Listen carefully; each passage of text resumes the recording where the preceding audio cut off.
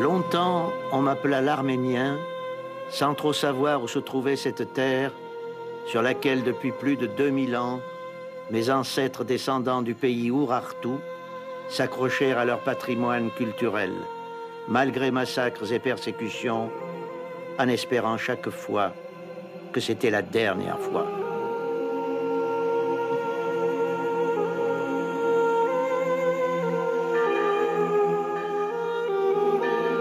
Premier peuple chrétien du monde, les envahisseurs qui retracent les frontières au gré de leurs ambitions placèrent mon pays sous l'occupation turque.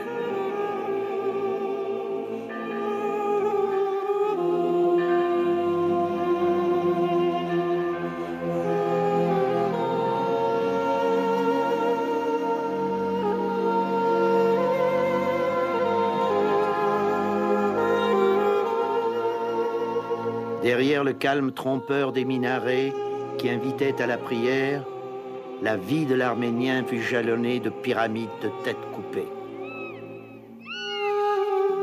Sur les sables brûlants du désert de Deir Zor, qui a vu l'agonie d'un peuple, les hordes fanatiques tuèrent les corps. Il reste les âmes, il reste la mémoire, il reste un poète agenouillé qui écoute le vent. Ce vent de Deir Zor qui, de l'os d'un enfant, avait fait une flûte et dans la paix de l'aurore sifflait un chant immortel.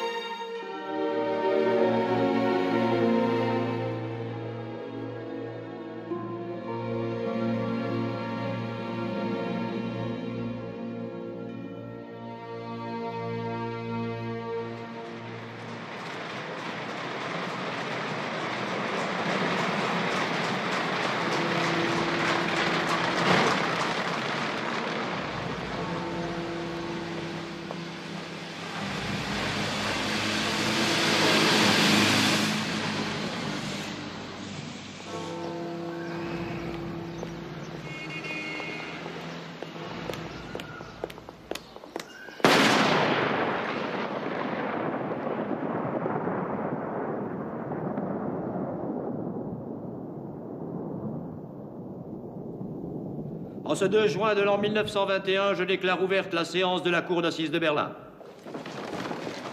Je rappelle aux experts et aux témoins de ce procès l'importance et le caractère sacré du serment. Je vous rappelle également que la loi prévoit de lourdes peines pour celle ou celui qui rend un faux témoignage, intentionnellement ou non. Greffier, procédez à la lecture de l'acte d'accusation. L'étudiant mécanique, Sogomon Télérian, né le 2 avril 1897 à Pakarich, demeurant à Charlottenburg, Hartenbergstrasse 37, est accusé d'avoir tué le 15 mars 1921 ancien ministre de l'Intérieur turc, Talat Pacha, et d'avoir commis le crime avec préméditation. Crime qui tombe sur le coup de l'article 211 du Code pénal allemand. Accusé, levez-vous. Second Télérian, veuillez répondre par oui ou par non à la question. Êtes-vous coupable d'avoir commis ce crime avec préméditation? Non, je ne me crois pas coupable, car j'ai la conscience tranquille. J'ai tué un homme, mais je ne suis pas un meurtrier. Bien, asseyez-vous. Nous allons procéder à l'audition des témoins. Madame Elisabeth Dittmann demeure à 37 Ardenbergstrasse. À vous jurer devant Dieu Tout-Puissant de dire en votre âme et conscience toute la vérité, rien que la vérité. Je le jure. Dites ce que vous savez, vous jurez. J'étais la propriétaire de ce jeune homme au moment de... Enfin, au moment de l'événement. C'était un garçon agréable, très correct, calme et très propre. Il faisait lui-même son ménage. Le matin de la... Enfin, je veux dire le matin du 15 mars, ma bonne me dit que le jeune homme pleurait dans sa chambre et qu'il avait bu du cognac. J'ai pensé qu'il avait peut-être perdu quelqu'un. Nicolas Jessen, commerçant à Charlottenburg. Nous vous écoutons. Quand je me suis précipité sur l'accusé pour l'arrêter, je lui ai aussitôt demandé pourquoi il avait tué.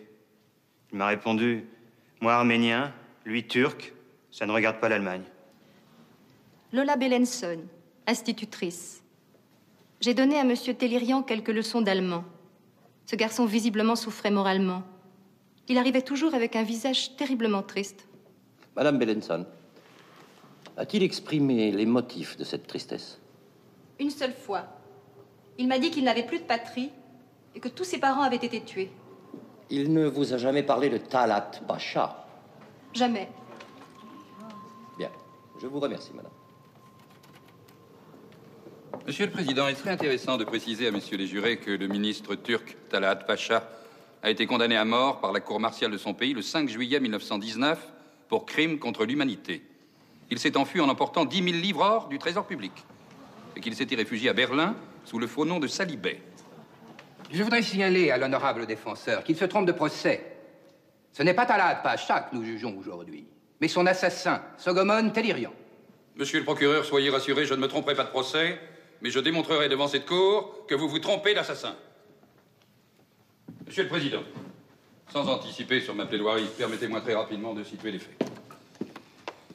Messieurs les jurés, en ce mois de juin 1915, il y a 6 ans à peine, cet homme que vous allez juger aujourd'hui va voir en quelques secondes le crâne de son frère aîné fendu par un coup de hache. Sa mère, le visage éclaté par une balle, s'effondre devant lui.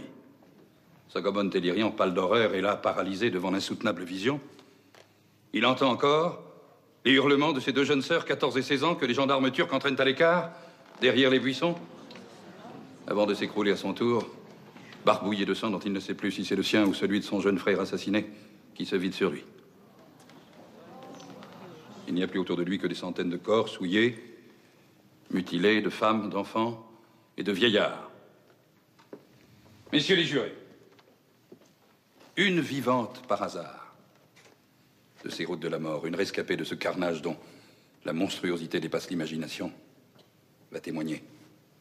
Écoutez-la bien.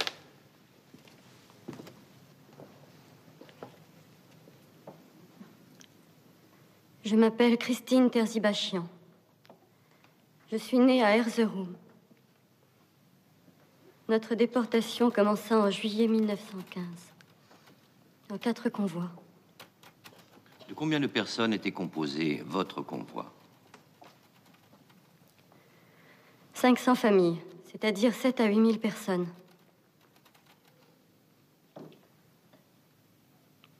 Nous étions 21 personnes dans ma famille. J'ai assisté à la mort de tous les miens, sauf 3, qui ont pu échapper au massacre. Comment en est-on venu au massacre dans lesquels périrent vos parents? Quand nous sommes arrivés à Malatya, on nous conduisit sur une montagne et on sépara les hommes des femmes.